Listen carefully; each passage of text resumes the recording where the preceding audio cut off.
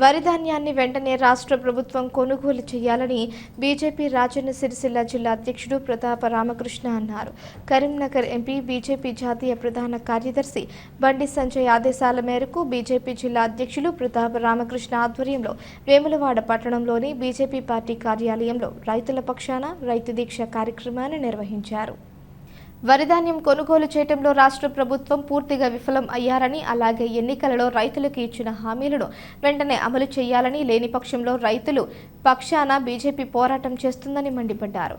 ఈ కార్యక్రమంలో వేములవాడ నియోజకవర్గ BJP assembly convener Martha Sattaiah, BJP జిల్లా ప్రధాన కార్యదర్శి రేకుల మల్లికార్జున్, పట్టణ అధ్యక్షులు రేకుల సంతోష్ బాబు, నాయకులు, కార్యకర్తలు ఉన్నారు.